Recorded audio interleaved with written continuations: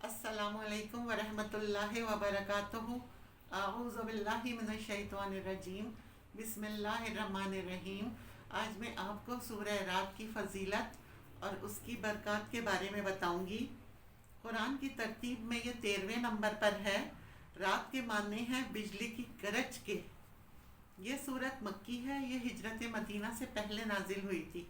اس سورت کا مرکزی مضمون یہ ہے کہ اللہ تعالیٰ کی قدرت اور وحدانیت اور نبی صلی اللہ علیہ وسلم کی نبوت اور رسالت، مرنے کے بعد دوبارہ زندہ کیے جانا اور قیامت کے دن اعمال کی جزا و سزا ملنے کو ثابت کیا گیا ہے۔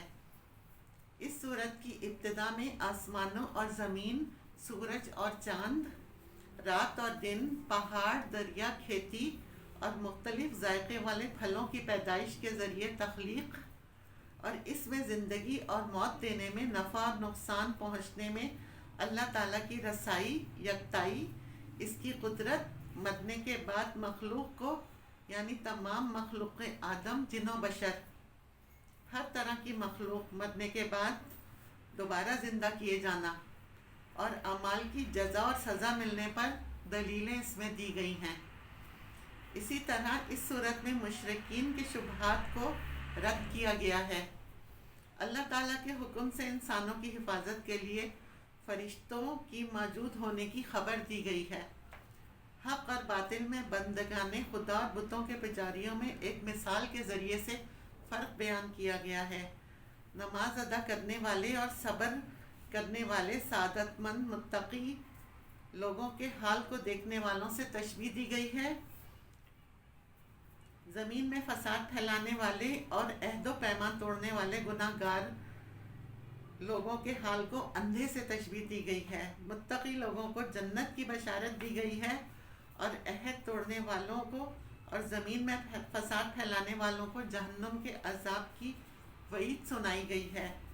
سرکار دو عالم صلی اللہ علیہ وسلم کی ذمہ داریاں بیان کی گئی ہیں اور اس صورت کے آخر میں اللہ تعالیٰ نے نبی صلی اللہ علیہ وسلم کی نبوت اور رسالت کی گواہی دی ہے اور یہ بتایا ہے کہ اہل کتاب میں جو مومن ہیں وہ بھی اپنی کتابوں میں نبی صلی اللہ علیہ وسلم کی نشانیاں موجود ہونے کی وجہ سے آپ کی نبوت کی گواہی دیتے ہیں۔ اس میں 8 عقلی دلیلیں پیش کی گئی ہیں اور 2 نقلی دلیلیں پیش کی گئی ہیں اور 5 اس میں شکوے کیے گئے ہیں کفار اور مشرکین کے حوالے سے۔